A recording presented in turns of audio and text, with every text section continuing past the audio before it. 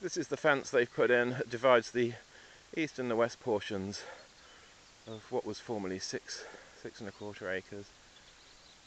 So the other part, the western side, I couldn't detect, but it belongs to somebody else now. Right, and by the southern hedge line, got another signal here.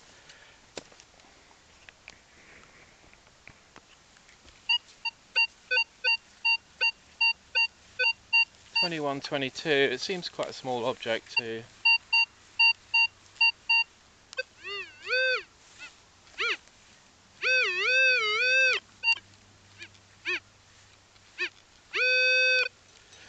Just from the sound of that pinpoint mode. Right, hopefully this is in shot, but yeah, whatever it is there. It does look like a coin actually. Don't know if you can see. 2122. Looks like another Georgian coin, possibly a halfpenny or something. We'll see when we clean it up.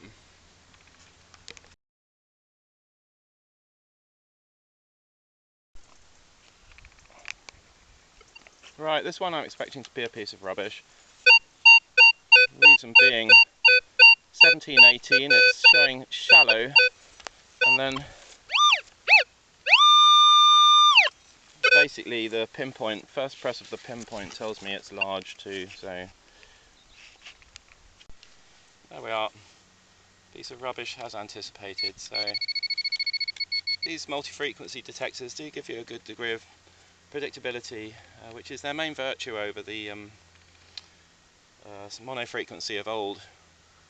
They also seem to find smaller stuff, especially with the big coil on the 12-inch coil on the Vanquish at greater depths. Right, here's the extent of the permission, 6.25 acres. This is the 1900 map, and you can see the footpath running across the northern boundary and the tree line. This is the 1700 map, and you can see that the footpath is shown as a road on that same point. This is a kind of postscript that I'm reciting to you. The first thing I need to point out is that I erroneously described this plot as 6.25 acres. Well, it's not, because they put a fence through the centre, so divided it into a western and an eastern portion, and it's now more like 3 acres. Most of the interesting finds were found down the south side, which is this border in a ditch. Not in the ditch, but just adjacent to it. So the 3 coins that we found, 2 of them were found between where I'm standing in the corner and the other one, the George V 20th century halfpenny was found where I'm standing here.